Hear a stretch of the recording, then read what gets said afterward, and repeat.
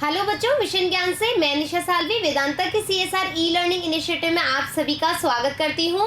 तो बच्चों, आज हम वापस से स्टार्ट कर रहे हैं हमारा पर परागकण की विधियां यानी कि भाग 3। इससे पहले हमने स्वपरागकण की विधियां, फिर पर परागकण की अनुकूलन युक्तियां देख ली है। आज हम देखेंगे कि पर परागकण किन विधियों से होता है, किन माध्यमों से होता है, जैसे वायु के द्वारा, कीटों के द्वारा। ठीक है, तो इस तरीके से बहुत सारी विधियां हैं जिस पर आज हम पढ़ने वाले हैं, चर्चा करने वाले हैं। तो चलिए आप भी मेरे साथ बने रहिए और स्टार्ट करते हैं हम पर परागकण की विधियां। तो बच्चों, पर परागकण की जो विधियां हैं वो क्या है? तो परागकणों के स्थानांतरण के लिए जैविक तथा अजैविक साधनों का उपयोग किया जाता है। यानी कि जो परागकण हैं उनको स्थानांतरण करना है, उनको एक स्थान से यानी एक पौधे से दूसरे पौधे पर या एक पुष्प से दूसरे पुष्प पर ले जाना है, तो कुछ न कुछ माध्यम की आवश्यकता पड़ेगी, डेफिनेटली पड़ेगी। तो इन माध्यमों के ही बारे में आज हम पढ़ने वाले हैं। तो ये बहुत तरीके से साधन हो सकते हैं, जैसे कि वायु परागण यानी कि वायु के द्वारा परागकणों का वर्तिकाग्र पर स्थानांतरण। फिर हम देखेंगे जल परागण। अब जल परागण भी बच्चों दो तरीके से होता है, एक तो है अधोजल परागण और दूसरा है अधिजल परागकण। ठीक है, फिर तीसरा जो है कीट परागण यानी कि कीटों के द्वारा परागकणों का स्थानांतरण। तो इसे हम क्या बोलेंगे? कीट परागण बोलेंगे। फिर कुछ पक्षी, कुछ आपने देखा है कि पक्षी भी जो है फूल पे बैठते हैं, वो क्या करते हैं, जो परागकण है उसको ले जा करके दूसरे पुष्प पर छोड़ देते हैं। तो इस तरीके से पक्षी भी बहुत हेल्पफुल होते हैं। चमगादड़, चमगादड़ बच्चों उन पौधों के लिए रिस्पॉन्सिबल होते हैं परागकण के लिए जहां पर जो पुष्प रात में ही खिलते हैं, क्योंकि डू यू नो कि जो चमगादड़ है वो बेसिकली रात में ही फ्लाई करते हैं। तो वो आराम से क्या करते हैं, अपने भोजन को खाने के लिए पौधे पर बैठते हैं और उनसे परागकण क्या हो जाता है, अटैच हो जाता है, क्योंकि चिपचिपा होता है। और इस वजह से जब वो दूसरे पुष्प पे बैठते हैं तो वहां पर उसका स्थानांतरण इजीली हो जाता है। तो पहला हम स्टार्ट करते हैं, वायु परागण कैसे होता है। वायु द्वारा परागकणों का स्थानांतरण वायु परागकण कहलाता है। यानी कि जब हम हवा को या वायु को एक माध्यम बना रहे हैं परागकणों का स्थानांतरण वर्तिकाग्र पर करने के लिए या वायु परागण करने के लिए, तो वो जो विधि कहलाएगी वो वायु परागण कहलाएगी। ये परागकण, जो परागकण है जो वायु के द्वारा जा रहे हैं, उनकी भी कोई क्वालिटी होती है। तो ये बच्चों छोटे होते हैं, हल्के हैं। यदि भारी परागण होंगे तो क्या वो मतलब उसके साथ गमन कर पाएंगे, मोशन कर पाएंगे या उड़ पाएंगे? हम कहें तो नहीं ना, पॉसिबल नहीं है। तो ये छोटे होंगे, हल्के होंगे, चिकने होंगे या फिर सूक्ष्म भी हो सकते हैं।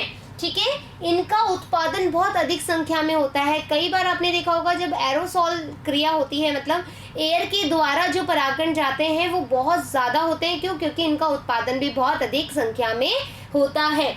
वायु द्वारा परागित होने वाले वर्तिकाग्र भी क्या होते हैं, उनके अनुकूलन होते हैं। तो बच्चों एक बात बताइए आप कि जैसे जो परागकण जा रहे हैं वायु के द्वारा, यदि वर्तिकाग्र ही ग्राही नहीं होगी, उनके अनुकूल नहीं होगी, तो क्या वहां पर स्थानांतरण होने के बाद भी निषेचन की क्रिया होगी? है ना? तो हम ये जो कहना चाह रहे हैं वो ये कहना चाह रहे हैं कि जो वर्तिकाग्र पर स्थानांतरित हो रहे हैं परागकण वायु के द्वारा, तो वर्तिकाग्र भी उस परागकण के लिए अनुकूलन या अनुकूल होनी चाहिए ताकि निषेचन की क्रिया हो सके। ठीक है बच्चों, फिर हम देख रहे हैं जैसे घास में रोमिल तथा पक्षमावी जो टाइफा होती है उसमें ब्रश जैसे वर्तिकाग्र पाए जाते हैं। यानी कि इस तरीके से ब्रश जैसे क्या होंगे, वर्तिकाग्र पाए जाते हैं। फिर हम देख रहे हैं जल परागण, यानी कि जल के द्वारा जो परागकण की क्रियाविधि है वो कैसे होती है। तो जल द्वारा जो परागकणों का स्थानांतरण होता है, लेकिन बच्चों ये नहीं है कि जो जल में रहने वाले जो पौधे हैं, आप सोचो कि उनमें भी ये वाला परागकण होता है, उसमें अलग अलग तरीके से परागकण होता है। सभी जलीय पौधों में जल परागित नहीं होते। मतलब ऐसा नहीं कि पौधे जो हैं वो जल से ही पूरा परागण करें, ऐसा नहीं होता है। कुछ पौधे ऐसे होते हैं जो जल में तो रहते हैं लेकिन उनका जो परागण की विधि है वो दूसरी तरीके से होती है, जैसे वायु के द्वारा भी हो सकती है। जैसे एग्जाम्पल है बच्चों पोटामॉजिटोन। पोटामॉजिटोन जो है बच्चों ये एक जलीय पौधा है, लेकिन इसमें जो परागण है वो कैसा है, वायु परागण है। फिर हम देख रहे हैं मीरियोफिल्लम। जो माइरोफिल्लम है, माइरोफिल्लम भी वायु परागित है, जबकि ये जलीय पौधा होता है। तो जल परागण बेसिकली 2 टाइप से होता है, जो हमने पहले भी बात करी थी। एक होता है अधोजल और एक होता है जल के अंदर, ठीक है, जल के बाहर, ठीक है। तो अधोजल यानी कि जल के अंदर, जब परागकण जल के भीतर होता है, यानी कि जो परागकण की जो क्रिया है वो जल के अंदर हो रही है, यानी कि अंडर वाटर हो रही है, ठीक है। तो ऐसा जो उदाहरण है वो है नाजास। ये भी यहाँ की जो नाजास जो पौधे हैं वो जल निमग्न यानी कि जो जल के अंदर रहते हो। सेरेटोफिल्लम या हम कहें जोस्टेरा, ये सब क्या है बच्चों, इनमें जो परागकण की विधि पाई जाती है वो अधोजल यानी कि जल के भीतर पाई जाती है। फिर अधिजल यानी कि जल की सतह पर, जल के ऊपर भाग पे, इनमें जल की सतह पर पुष्प का परागकण होता है। उदाहरण है विलेसेनेरिया, ठीक है। विलेसेनेरिया में क्या हो जाएगा, अधिजल जो है परागण पाया जाएगा, यानी कि यहाँ पर जल की सतह पर परागकण की क्रिया होगी।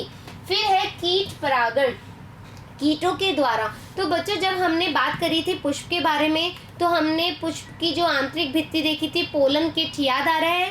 जो पोलन किट है वो क्या कर रहे थे, परागकण को अट्रैक्ट करने के लिए या फिर कीटों को अट्रैक्ट करने के लिए हम एक चिपचिपा पदार्थ छोड़ देते हैं जिससे गंध युक्त होता है, वो याद आ रहा है वो चीज़। तो पोलन किट जो होते हैं कीट परागण में हेल्प करते हैं। कीटों द्वारा परागकणों का स्थानांतरण होता है। तो यहाँ पे बहुत सारे ऐसे इंसेक्ट होते हैं जिनके द्वारा क्या हो रहा है, परागकणों का स्थानांतरण हो रहा है। कीट परागित पुष्प के रंगीन, चमकदार, मकरंद व गंधयुक्त व आकर्षक होते हैं। जो परागकण होंगे कीटों के द्वारा जो परागित जो पादप होंगे वो कैसे होंगे बच्चों, अट्रैक्टिव होंगे। अट्रैक्टिव होना बहुत वो है, जरूरी है, इंपॉर्टेंट है। क्यों, जब तक आप अट्रैक्ट नहीं करोगे तो कीट जो है वो आपकी तरफ आकर्षित नहीं होंगे, और आकर्षित नहीं होंगे तो वो परागित नहीं कर पाएंगे, ठीक है। तो कीट जो परागित पादप है उसके पुष्प कैसे होते हैं, रंगीन यानी कि कलरफुल होते हैं, चमकदार यानी कि बहुत ब्राइट होते हैं, मकरंद यानी कि जो उसमें एक चिपचिपा सा पदार्थ निकलता है, गंध युक्त होते हैं, स्मेली होता है या हम कहें फ्रेग्रेंस होती है अच्छी खासी, और बहुत ही ज्यादा अट्रैक्टिव होते हैं, आकर्षक होते हैं। मधुमक्खियाँ, पतंगा, तितली, टाटियाँ, बिटल द्वारा ये कीट परागण पॉसिबल होता है। मतलब ये इस तरह के जो कीट हैं वो क्या करते हैं, वह कीट परागण में हेल्प करते हैं। फिर हम देख रहे हैं बच्चों, ऐसा भी कहा जाता है कि जो 80% कीट परागण है वो मधुमक्खियों के द्वारा होता है। आपसे कई बार ऐसे क्वेश्चन पूछ लिए जाते हैं कंपटीशन एग्जाम में कि बताइए कि जो कीट परागण होता है 80% किस वाले कीट के द्वारा होता है, किस इंसेक्ट के द्वारा होता है। तो आपका आंसर आ जाएगा कि लगभग 80% जो कीट परागण हो रहा है वो मधुमक्खियों के द्वारा पॉसिबल है, संभव है, ठीक है बच्चों। फिर नेक्स्ट है हमारा पक्षी परागण, यानी कि पक्षियों के द्वारा परागण की विधियां। पक्षी द्वारा परागण हो रहा है, अनेक उष्णकटिबंधीय पौधों में इस तरह का परागण होता है। इनमें जो पुष्प है, जो बच्चों की पक्षियों के द्वारा जो परागण है उसकी जो पुष्प में जो मतलब हम कहेंगे कि जो उसका शेप है वो अलग अलग होता है। जैसे नलिकाकार हो सकता है, ठीक है, जैसे तंबाकू, प्याले नुमा संरचना हो सकती है पुष्प की, जैसे बॉटल ब्रश। फिर हम बोल रहे हैं कुंभाकार का हो सकता है, जैसे एरिकेसी कुल के पादप।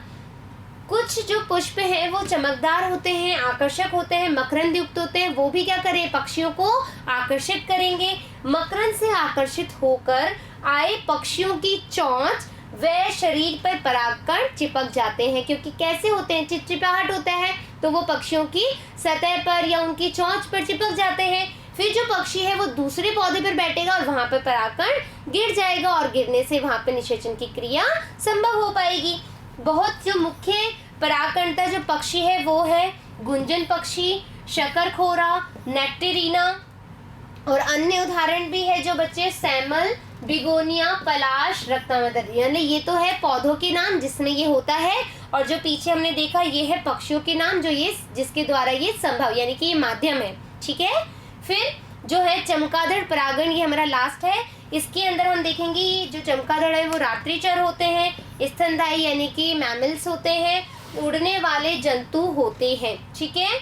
कुछ पौधे रात में ही खिलते हैं तथा अधिक मात्रा में मकरंद यानी कि एक ऐसा चिपचिपापन जो पदार्थ होता है या जिसमें गंध होती है वो अट्रैक्ट करने के लिए चमगादड़ों को तो वो स्रावित करते हैं, सिक्रेशन करते हैं ताकि जो चमगादड़ है वो उसकी तरफ अट्रैक्ट हो। चमगादड़ मकरंद कीटों की खोज पर पुष्पों पर आ जाता है। इन पौधों में परागण के लिए जो चमगादड़ है वो सहायक होते हैं, जैसे कदम, कचनार, बाल मखीरा, गोर मखीरा, इमली आदि। ठीक है, गोरख इमली सर्वपक्ष ये जो होता है इसमें स्नेल के द्वारा होता है और गुलमोहर सेमल पक्षी परागण या गिलहरी द्वारा भी परागण की क्रिया होती है।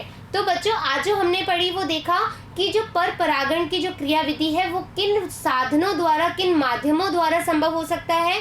तो हमने देखा वायु के द्वारा, जल के द्वारा, कीटों के द्वारा या फिर पक्षियों के द्वारा या फिर चमगादड़ के द्वारा किस तरीके से जो है पर परागण की क्रिया संभव होती है।